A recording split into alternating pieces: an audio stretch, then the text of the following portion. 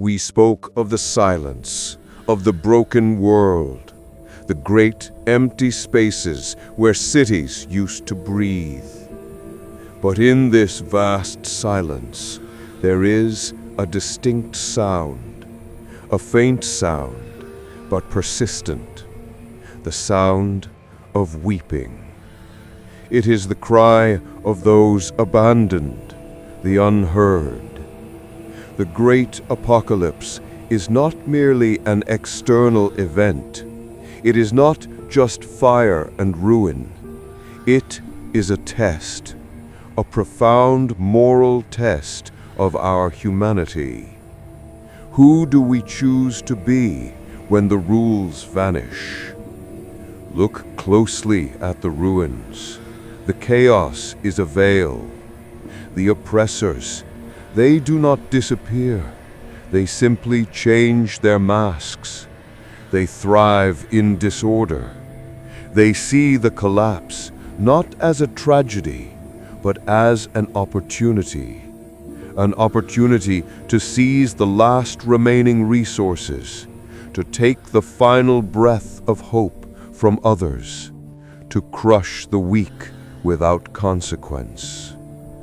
The victims of this new dark age, they become systematically invisible. Their faces blur into the background of rubble and dust. They are simply statistics in the ledger of the powerful, collateral damage, forgotten footnotes in the grand violent game of survival. We must ask ourselves with every beat of our hearts, are we willing to forget them? Does our own fear grant permission to their suffering? The instinct for survival is powerful. It is a primal force. It whispers aggressively, save yourself and only yourself.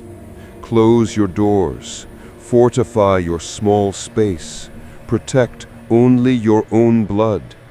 But when we listen exclusively to that brutal whisper, we lose something essential, our soul. We trade our conscience for a temporary illusion of safety. When a society, even a collapsing one, allows the powerful to grind the innocent under the relentless gears of their machine, that society is already doomed, already dead. The lights may still flicker, but the spirit is gone. The true end is not the fall of the buildings, but the death of conscience. It is the moment we decide that some lives simply do not matter. This moral vacuum is precisely why we need a divine leader, because human power, even at its best, is fragile. It is easily corrupted, easily bought. It bends to fear and self-interest. A divine leader, by nature, does not look away. Their entire presence is an act of witnessing.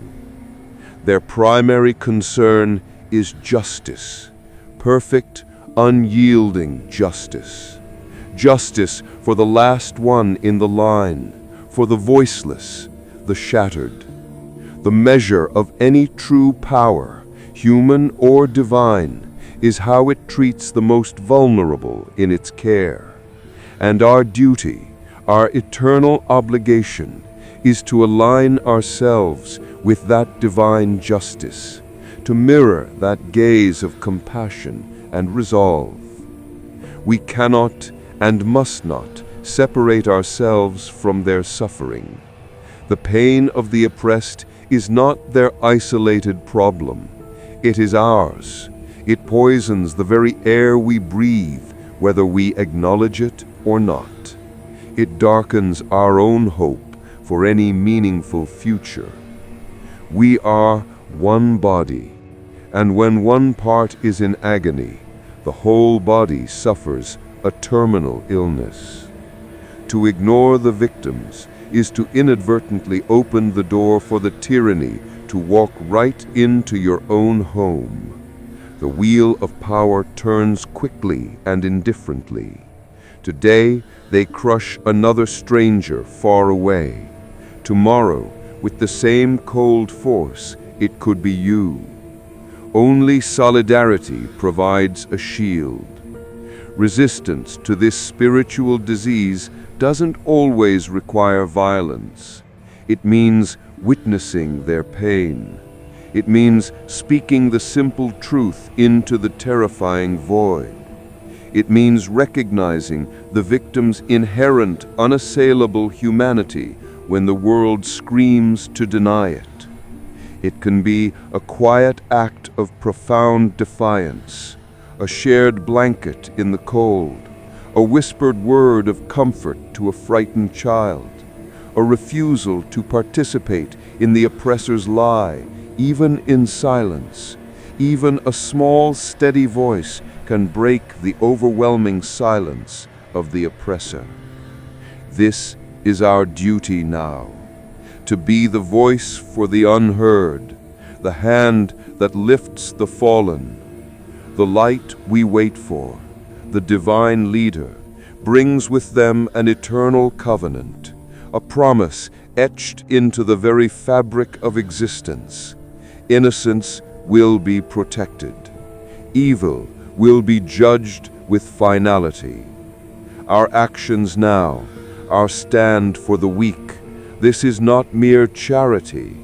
This is our preparation, our measure of worthiness. We must demonstrate that even in the final storm, we held on to the sacred bond of humanity. We did not abandon the foundational principles the divine leader upholds. The chaos of this age will eventually pass. The buildings will fall and the dust will settle.